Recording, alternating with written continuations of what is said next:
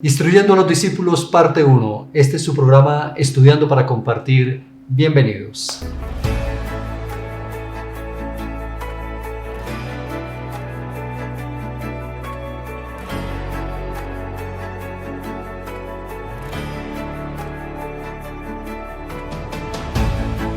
Es un gusto saludar a todos mis amigos en la Asociación del Alto Magdalena y en todos los lugares donde se presenta su programa Estudiando para Compartir. Estamos en la lección número 7 y es una alegría el poder llegar a ustedes, a las iglesias, a los diferentes hogares, diferentes partes, desde aquí, desde el Departamento de Escuela Sabática de la Asociación del Alto Magdalena. Tenemos dos invitados pero muy especiales, a nuestro pastor Óscar Vergara, pastor del distrito de La Castellana, reiteradamente nos acompaña y cuánto agradecemos eso, pastor. Muy amable, Dios le bendiga y bienvenido. Pastor César Perdomo, muchas gracias. Un saludo a todos nuestros seguidores allí en YouTube. Un abrazo para todos. Saludamos también al profesor Camacho. Muy buenos días, Dios les bendiga. Claro que sí, quiero presentarles a nuestro profesor Néstor Camacho Prada. El profesor Néstor es el rector de nuestra institución, del Colegio Adventista del Norte, y es un docente de corazón y entregado a esta misión por más de 37 años. Qué alegría tenerle con nosotros, profe. Muchas gracias, pastor. Hermanos, bienvenidos. Gracias por acompañarnos. No, qué bueno, mi apreciado profesor, que nos acompaña en esta oportunidad. Y bueno, y vamos a charlar, pero antes de charlar de la lección, queremos, por favor, pastor y profe, que nos den un consejito especial acerca de qué hacer en la escuela sabática para cada día mejorarla aún más. No me voy a cansar, hermanos, de dar estos tips, estos consejos, porque nuestro propósito en el Alto Magdalena es hacer de nuestras lecciones, de nuestra clase de escuela sabática, algo más dinámico, algo más asistido. Pastor, ¿qué podríamos aconsejar en esta oportunidad?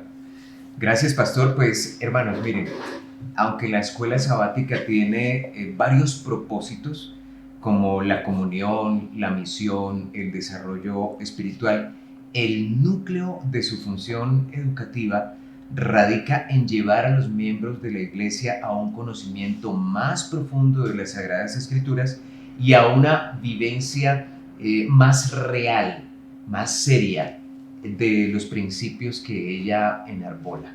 Ok, muchas gracias, pastor. Profe, ¿qué consejito nos da? Claro, seguimos llamándonos escuela sabática. Sí.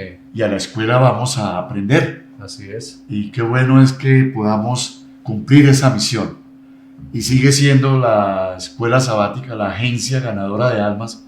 Y preciso vamos a aprender para cumplir la misión que el Señor nos ha encomendado. Ok, muy bien. Entonces el propósito aquí es enfocarnos.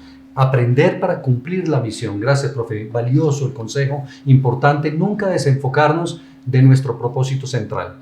La lección de esta semana, lección número 7. Entramos en materia, instruyendo a los discípulos. ¿Y qué instrucciones tenemos, no? Pastor y profe, ¿qué instrucciones? El Señor Jesús da cosas muy especiales a los discípulos, y no solamente a los discípulos de su época, sino por extensión a nosotros. Pero comenzamos con un tema bien inquietante, bien especial. Pastor, ¿por qué el Señor Jesús en este milagro que nos trae la lección que nos menciona Marcos capítulo 8, toca 2 veces al ciego para poderlo curar? Eso me pareció supremamente curioso. La lección dice que es el único milagro en donde Jesús lo hace de esa manera. ¿Qué podríamos nosotros aprender de esta experiencia, pastor? Pues, pastor y hermanos, podríamos nosotros llegar a pensar que el poder de Jesús menguó, no fue suficiente para sanar a este hombre, pero sabemos que no es así. El Señor Jesucristo no necesitaba ni siquiera estar cerca de una persona para poderle sanar. Su palabra, ¿no? Era suficiente. La mera palabra del Señor era suficiente para devolver la vida, liberar de los espíritus inmundos, sanar a las personas. Una cosa impresionante. ¿Por qué lo hizo así? Porque en este relato el autor de este evangelio pretende ayudarnos a entender que la percepción acerca del Señor Jesucristo es progresiva. Miren que los apóstoles nos damos cuenta de eso. Al principio del evangelio Jesús va por el cerca del mar de Galilea, los recluta, les demuestra su poder, pero ahora él se interesa por, bueno, ¿y ustedes qué piensan acerca de quién soy yo? Sí. Los discípulos no tenían ese conocimiento que expusieron allí, que ahora vamos a analizar. Así que la curación de este ciego en 2 momentos muestra la progresión también de la percepción espiritual. Allí sanó a un ciego físico, claro. pero la percepción espiritual también es progresiva. Sí, claro, profe. Sí. Profe, sí. Sí, además, Jesús es Dios, Dios Todopoderoso. No necesitaba ni siquiera tocarlo. ¿Sí? Una palabra tuya bastará para sanarnos. Así es. Y comparto, pastor, sí, la fe, la experiencia, el crecimiento es progresivo. La experiencia de ayer no me sirve para hoy. Necesito continuarlo. Así es. Y esa era la lección que quizás el Señor quería mostrarnos. Claro, también. porque la lección nos dice que quería como algo pedagógico, mostrarle a la gente que así como el ciego fue curado en etapas, digámoslo de esa manera, Correcto. también nosotros tenemos que entender las cosas espirituales. Como dice el Evangelio, va en aumento hasta que el día es perfecto. Es progresivo el conocimiento.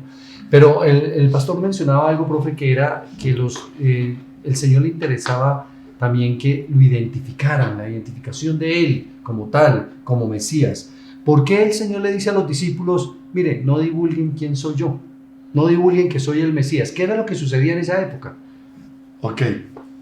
Decir que era el Mesías era meterse en situaciones complejas, incluso políticas, en el ambiente en que se desarrollaba el ministerio de Jesús. Sí. No era el momento, Okay. ¿cierto? No era el momento. Y eso le estorbaría realmente el cumplimiento completo de su misión como el Mesías, como el enviado de Dios, como el Salvador. O sea, de la no humanidad. aportaría a la misión. Exactamente. Sería un problema más bien. Exactamente. Claro, porque yo creo que en la concepción era que el Mesías era un líder que venía a derrotar a los romanos. La palabra Mesías era sinónimo de sedición, era sinónimo de rebelión, de ir contra el imperio, y Roma no estaba dispuesto a compartir su liderazgo político con nadie, ¿no? Claro.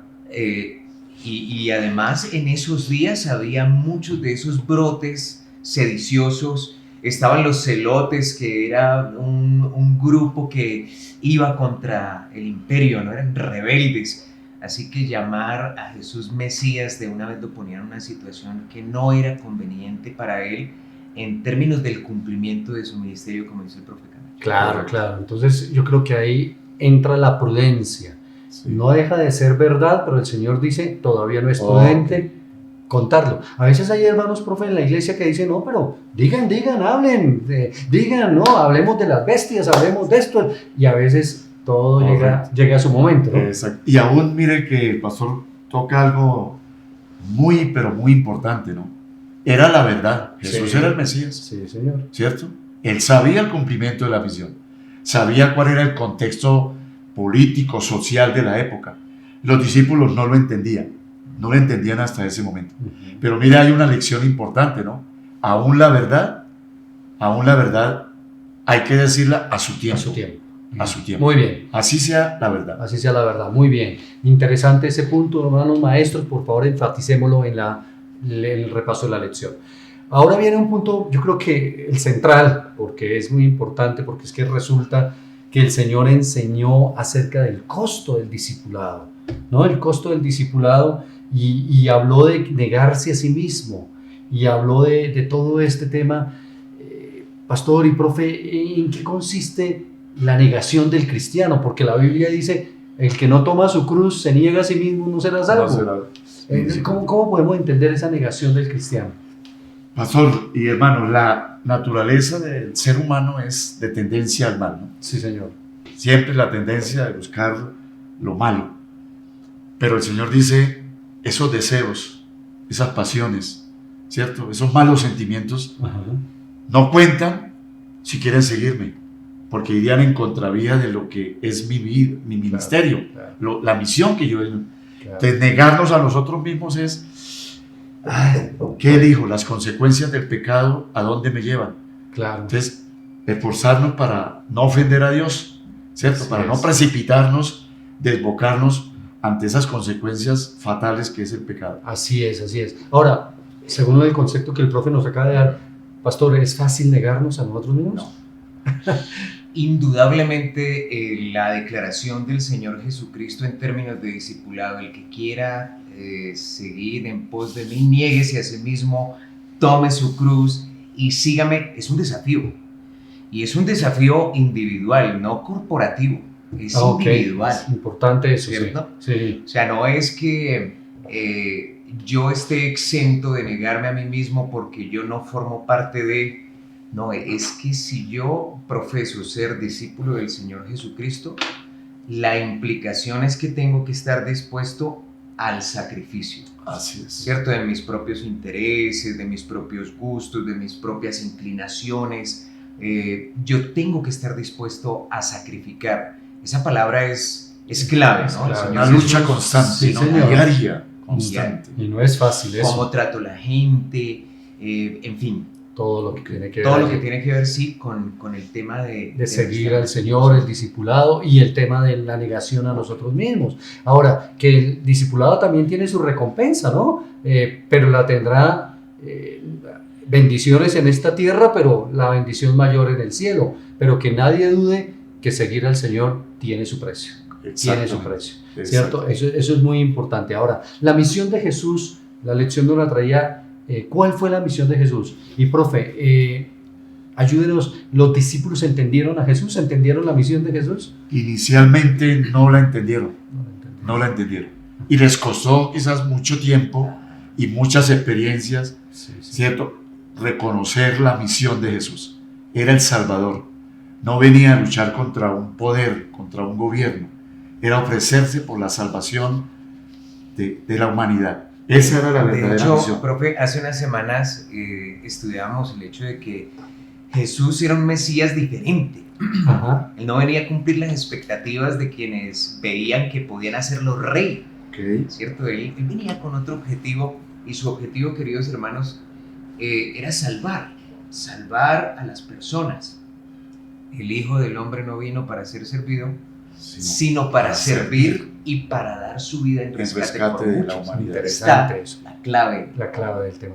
Ahora, profe y pastor y hermanos, cuando uno analiza la lección y que toca el tema del apóstol Pedro, el apóstol Pedro es un personaje impresionante, de altibajos, ¿no? En un momento el Señor lo felicita, le dice, bienaventurado eres, hijo de Simón, hijo de Jonás, porque esto te lo reveló el Señor. Pero en otra ocasión le dice, apártate de mí, Satanás.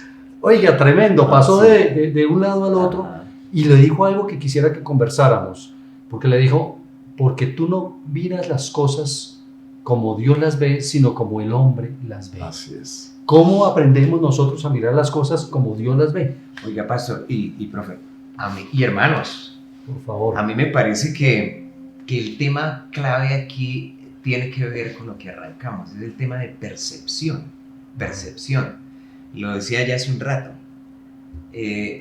Pedro y los apóstoles habían llegado a aceptar en Jesucristo al Hijo de Dios, ¿cierto? Tú eres el Cristo, dijo Pedro, está en Mateo 16, el Hijo del Dios viviente. Pero no comprendían la misión. Que tal cosa no te acontezca. No, que no le pase eso, no, ¿cómo se le ocurre? Así es. ¿Cierto? A usted no le puede pasar eso, ni se lo puede permitir. Sí. Que usted es nuestro Claro. libertador. Entonces miren que hay una diferencia entre aceptar el poder, la grandeza, la soberanía del Señor, reconocerla o tenerla en nuestro intelecto y comprender realmente en qué consiste la misión del Señor. Claro. Pedro todavía no entendía en qué consistía su misión, por eso Jesús le dice, es que tú no miras las cosas de Dios, ¿cierto? Ajá. Tenían una percepción todavía muy humana, muy alejada de lo que el Señor Jesucristo venía a atender, que era la salvación de la humanidad. Ahora, miren el reto que tenemos, ¿no? Sí, señor. Mirar las cosas con el cristal y la perspectiva como Jesús las mira. Exactamente. O sea, no como a mí me parecen. Ajá.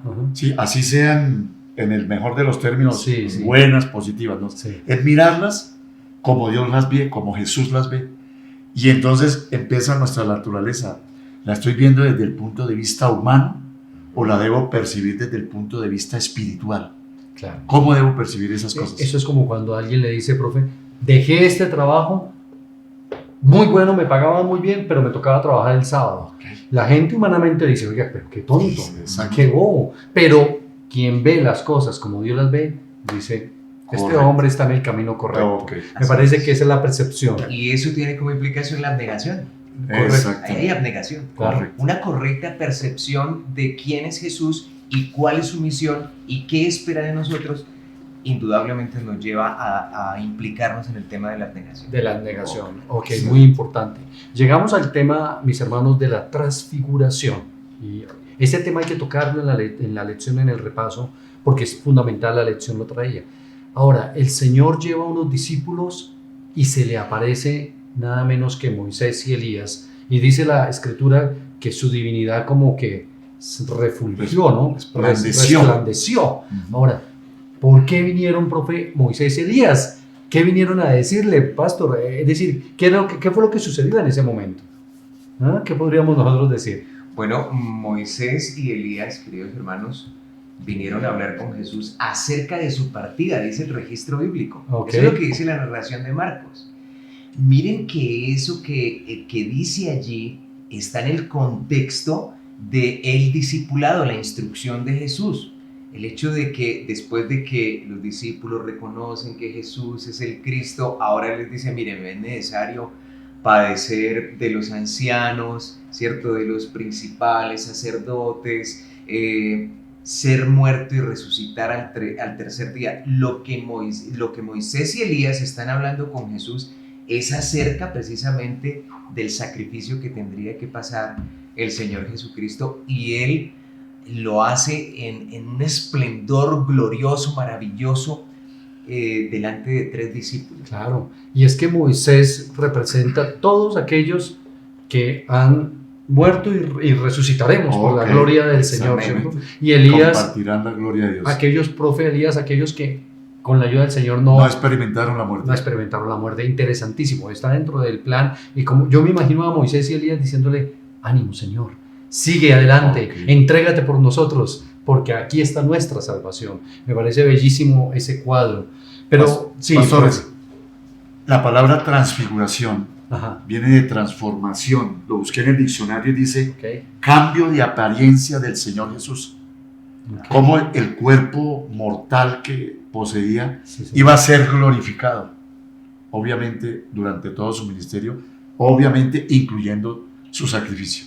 Tremendo, tremendo eso. Y la misericordia de Dios que le permitió a unos seres humanos estar en ese momento glorioso, a los discípulos, y que a nosotros nos permite ser también testigos, porque a través de la palabra somos testigos de que la divinidad, pues en ese momento salió a refulgir, ¿no? Correcto. Ahí para todos nosotros. Ahora, viene un momento especial, mi estimado profe, que es de un hombre que se está muriendo su hijo, y entonces va donde el Señor Jesús, y como algunos de nosotros, vamos a ir como por no dejar de hacer las cosas, oremos como por si acaso, miremos a ver, pero el Señor lo reprende mostrándole que, oiga, como que te falta fe, y entonces el hombre entiende y hace una expresión que yo quisiera que usted compartiera cuando le dice, Señor, yo creo, pero ayuda a mi incredulidad. Excelente.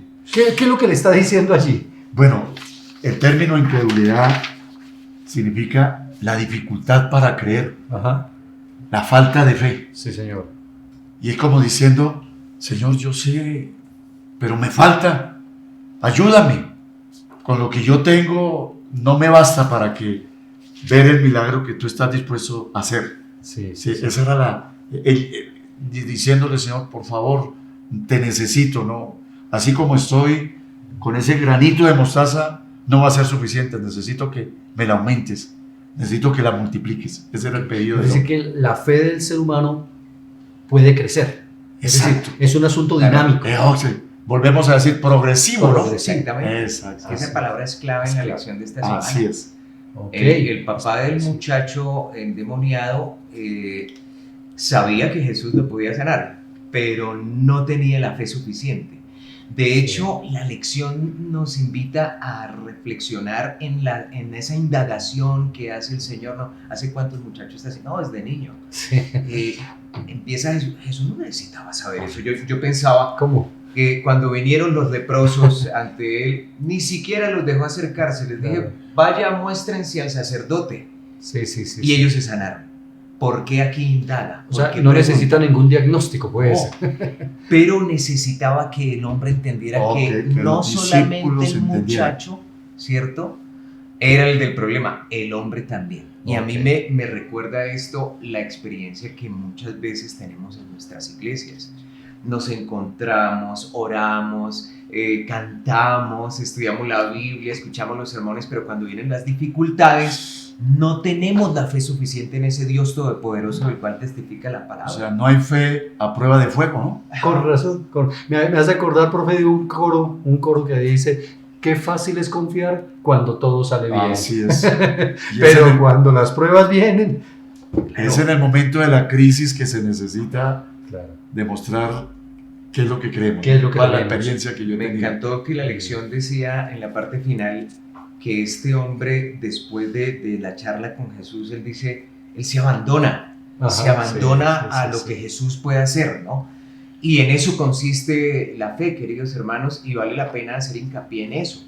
Nuestra fe tiene que ayudarnos a entregarnos completamente en confianza al Señor y a lo que Él puede hacer y que está aquí registrado en la palabra de Dios. Muy bien.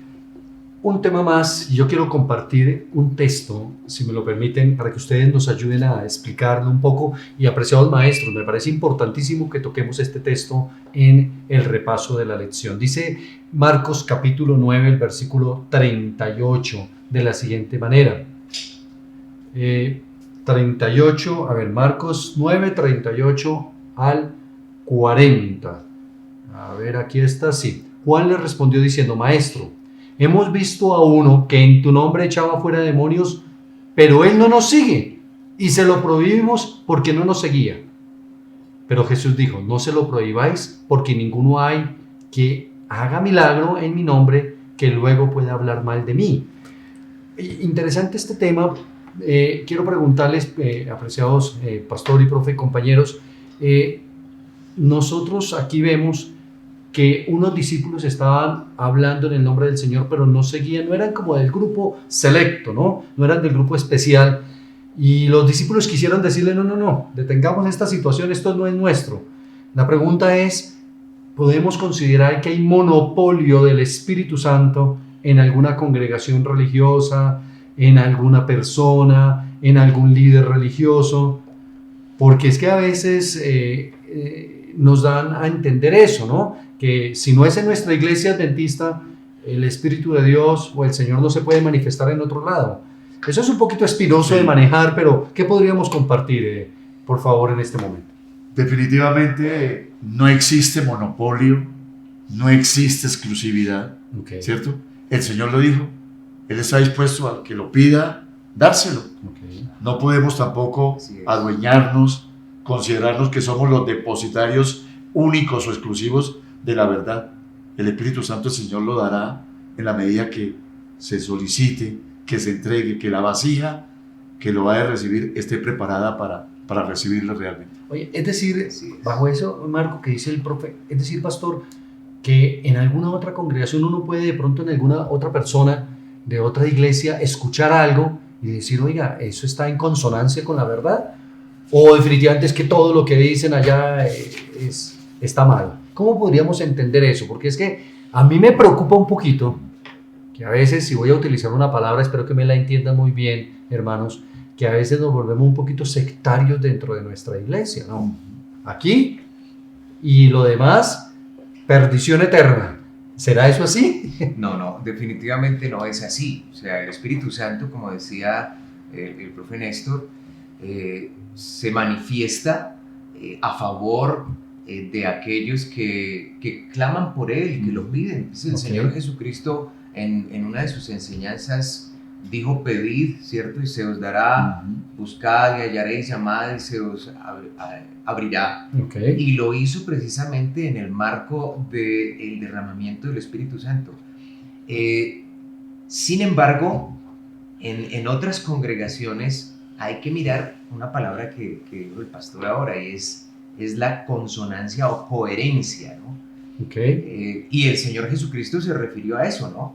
Nadie puede hacer un milagro en el nombre de Jesús y luego ponerse en contra de su autoridad, ¿cierto? Sí. O descalificarlo. Sería incoherente, sencillamente. Eso. Tenemos nosotros que tener ese criterio claro, ¿cierto? Para identificar en dónde la manifestación del Espíritu Santo es manifestación del Espíritu Santo y dónde no lo es. ¿Dónde es legítimo y dónde no es legítimo? Muy bien. Okay. Eso es muy importante. ¿Dónde es legítimo y no? Porque eso es cierto, también hay que entender. Miren, no me cabe la menor duda, este servidor llegó hace más de casi ya 40 años a esta preciosa iglesia. Y soy un convencido, profe, que aquí está en el nombre del Señor la verdad. Amén. Aquí el Señor nos ha... Mire, la iglesia adventista somos depositarios del Evangelio eterno. El Señor nos lo mostró, nos lo dio. Pero no quiere decir eso que el Espíritu de Dios no se pueda manifestar de una manera legítima en otros hombres y mujeres sinceros en otros lados. Okay. Dijo el Señor, tengo muchas ovejas en otro redil, que no son de este redil. Me parece que ese concepto es importante que nosotros lo enfaticemos. Y quisiera que tocáramos un tema antes del cierre de la lección, y es con respecto a una declaración del Señor, de esas también muy interesantes. Profe, dice, es que no es mejor, dijo así el Señor, que te saques un ojo, que te cortes una mano, que entres al reino de los cielos completo. ¿Cuál es el enfoque de esa enseñanza, profe? Ok. Definitivamente el Señor no está hablando del aspecto físico, ¿no? Claro. Está hablando del aspecto espiritual. Sí. Y el Señor quiere que nosotros veamos, digamos, la asquerosidad del pecado, las consecuencias a dónde nos puede llevar el pecado. Y el Señor dice, piénsenlo bien, por favor, no cedan, porque es que las consecuencias son trágicas. Yo prefiero, y entonces el Señor dice, prefiero que no tengan nada que ver con eso, para que puedan tener la experiencia que quiero compartir con ustedes. Claro. Porque es que llega un momento dado en que, como que no vemos el pecado en su dimensión, ¿no? El pecado es terrible. Por eso murió Jesús, mis hermanos, por el pecado. Entonces no nos podemos dar el lujo, y por eso el Señor dijo, mire, es preferible cualquier cosa, es preferible, niégate, es preferible eso, que llegar a intentar el cielo de una manera que no, pecando, de una manera que no es correcta, que no es adecuada. Pastor, Oscar, Pastor Vergara, ¿qué texto de la Escritura de esta lección de esta semana usted considera que los maestros no deberían de dejar de explicar a nuestros hermanos? Bueno, pastor, a mí me parece que el texto de la semana, ¿no? Que quiera venir en pos de mí, nieguese a sí mismo, tome su cruz y sígame. Yo creo que toda esa pericopa o ese segmento de las Escrituras es sumamente importante comprenderlo, hermanos, porque en el mundo en el que estamos viviendo, y me refiero al mundo cristiano, hemos llegado a pensar que en la medida que bajemos la norma, vamos a atraer más personas, desconociendo esto que dijo Jesús: quien quiera venir en pos de mí, niéguese a sí mismo. Hay un costo que nosotros debemos estar dispuestos a pagar. Jesús dio todo por nuestra salvación y requiere todo de nosotros, y es esa disposición a negarnos a nosotros mismos para hacer su voluntad, a cualquier costo. Ese texto, muy bien. Y profe, usted... Sí, comparto con él. Okay. Estamos hablando de la abnegación, ¿no? Okay. La capacidad de entrega.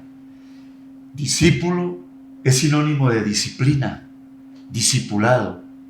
El reto es grande, es llegar a pisar donde pisa el maestro, hablar como habla el maestro. Okay. Ese es el precio del discipulado. Si tenemos que llegar a ese reto, sencillamente, si no hay abnegación, si no hay sacrificio, no habrá esa entrega, sencillamente. O sea, ese sería como el texto, enfocarlo, explicarlo muy bien. Pero resumamos, Pastor Oscar, la lección de esta semana para que nuestros hermanos puedan también centralizar y ver el punto focal de la lección. Bueno, pastor y queridos hermanos, a mí me parece que se puede resumir con un pasaje que encontré en Mensajes Selectos, tomo 1, la página 100, que dice: el que ama a Dios sobre todas las cosas y a su prójimo como a sí mismo, trabajará comprendiendo constantemente que es un espectáculo al mundo. a los ángeles y a los hombres. Haciendo suya la voluntad de Dios, revelará en su vida el poder transformador de la gracia de Cristo. En todas las circunstancias de la vida, tomará el ejemplo de Cristo como guía. Qué bueno, ese sería un párrafo interesante que encierra, ¿no? Y profe, ¿usted cómo lo podría enfocar? Sí, lo enfocaría. ¿Quién es Jesús? ¿Qué es Jesús para mí? ¿Qué haré con Jesús? Es fácil preguntarle a los demás que respondan. Pilato preguntó, ¿qué haré con Jesús? ¿Cierto? Pero nos toca a nosotros, a cada uno. ¿Qué haré con ese Jesús? ¿Qué toque necesito que Jesús haga en mi vida? ¿Sí? ¿Qué necesito? ¿En qué necesito continuar progresando en mi experiencia con el Señor? Muy bien. Pues, mis apreciados hermanos, gracias. Si hay algo importante es colocar la lección en el nivel de la aplicación para nosotros. Y me parece que el profe lo ha mencionado muy bien. ¿Quién es Jesús para nosotros? Me parece que es interesante. Muy bien, este ha sido, mis apreciados hermanos y amigos, el repaso de la lección número 7, instruyendo a los discípulos en la parte 1, porque la próxima semana vendrá la parte 2. Pastor, quisiera resaltar algo, sí, pastores, sí, claro que sí. Hermanos. Regresándonos un poquito, Jesús le pregunta a los discípulos, ¿qué dice la gente que soy yo? Y es fácil responder, Elías, Juan el Bautista, otro de los profetas. Pero Jesús, el pastor lo mencionaba, que es un maestro por excelencia. Lleva el método inductivo de lo fácil a lo difícil, de lo conocido a lo desconocido. Les dice ahora, ¿ustedes quién dice que soy yo? Y me hace una reflexión. A nosotros como cristianos nos debería interesar lo que la gente piensa de nosotros. Y será una buena reflexión. Mis actos, mis palabras, ¿están diciendo quién soy yo? Bien. Será interesante. Muy importante. Gracias, profe. Gracias, pastor. Gracias, mis hermanos. Recuerden, vamos a colocar todo nuestro interés, mandemos este estudio a otros hermanos, a otras iglesias, compartamos, aprovechemos esta bendición que es una herramienta, no más. Tenemos que estudiar y profundizar de una manera personal, pero le dejamos esta herramienta a su servicio para que podamos llegar con los conceptos más claros, más profundos a nuestros hermanos en cada semana en el repaso de la lección. Muy amables por habernos acompañado. Este ha sido el estudio desde el Departamento de Escuela Sabática de la Asociación del Alto Magdalena, estudiando para compartir. Nos vemos la próxima semana. Dios les guarde. Muchas gracias.